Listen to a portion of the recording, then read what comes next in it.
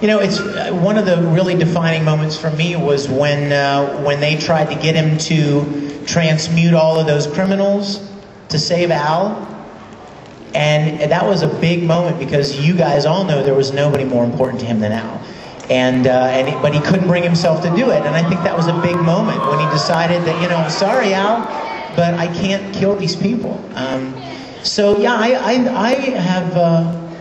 have no problem with Ed's decisions and the way he handled things. I think it couldn't have been any other way, being a kid, having lost so much,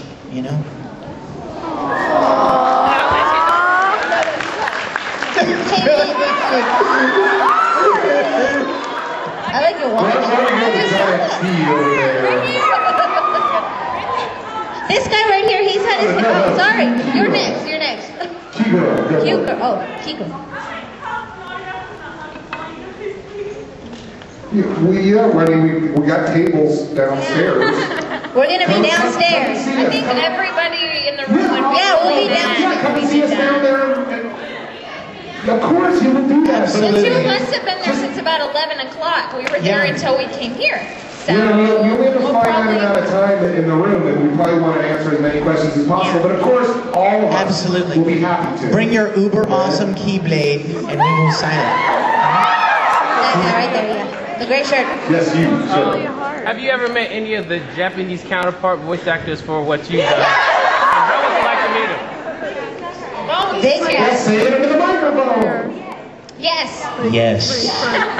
You guys, in fact, I put it on YouTube. I got the chance to meet Romy Park, who played Ed. And you know what the best part was? I met her, and we had dinner at a restaurant in Tokyo. And you guys, you have to go and look at the video if you haven't seen it. She's the most adorable thing you've ever seen. And I mean, she was sitting across the table, and she had a translator, and I had a translator, and we never looked at the translators. We just kept talking back to each other directly. And she would say, I want to hear your Ed. And I would be like, I want to hear your Ed. And I brought her a cowboy hat that I bought her from Texas. And she put it on, and she was just so sweet. And by the end of the dinner, she was like, I want to come to a convention with you. I'm like, yeah. I'll buy your plane fare, Romy. Yeah, she's adorable. And it was neat because I've never met any of the other counterparts of any other shows that I've done.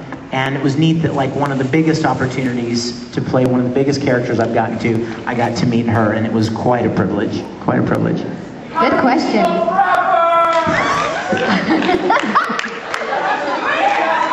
Okay, how about the guy with the guitar? Did you have a question, sir? While you guys are in the studio recording and whatnot for your characters, have you ever had to maybe do something different, maybe something a little stupid to get the sound out of you the way you want it from the character?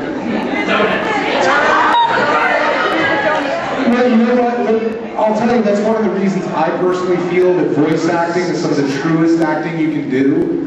Because if you're doing a movie, you gotta turn the right way. You gotta, you can't do that funny look because it's gonna look stupid 60 feet high.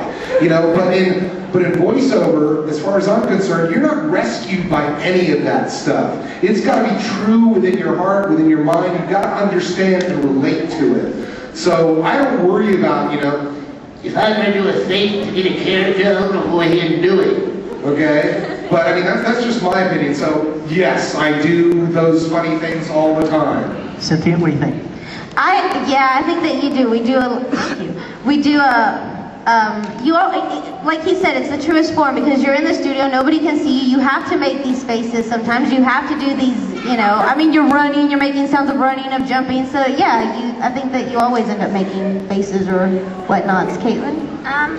Yeah, we always do stupid things. I mean, you've seen the finished product, so you know how dorky things look and sound. So you can imagine the kind of stuff that we're doing. We are limited though, if someone is waving their arms around, we can't always do that because you don't want to hit the microphone. And the microphones are sensitive, they can pick up the sounds of your clothing. So we are limited to some degree, but yeah, we make weird faces all the time. A lot of the times we have to like be eating and drinking while we're recording to get the right kind of sounds to come out. So yeah, we do weird junk like that all the time.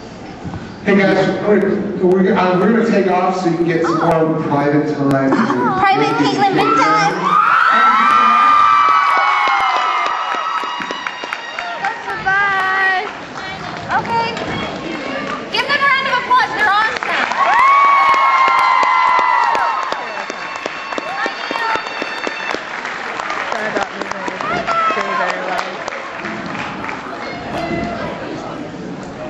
Oh, I don't care. No, we'll just sit here. It's fine. A lot of people know the famous donut story, Why don't I just tell it? so I won't tell you.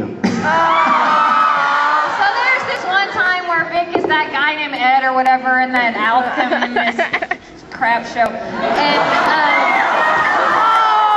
so I'm like, he gets hit in the face. So like, you're not a good enough actor. You don't sound like you're hit in the face just on your own. Could you please shove these donuts in your mouth? So he looks, okay, blah, donut. And then they drool out all over himself like a baby would spit up. And I spit it out, put it in another donut. So he would do that. And he did it for like an hour. And then he wanted to throw up donuts. And he wants to throw up every time he has to tell the story. So don't ask him anymore at the end.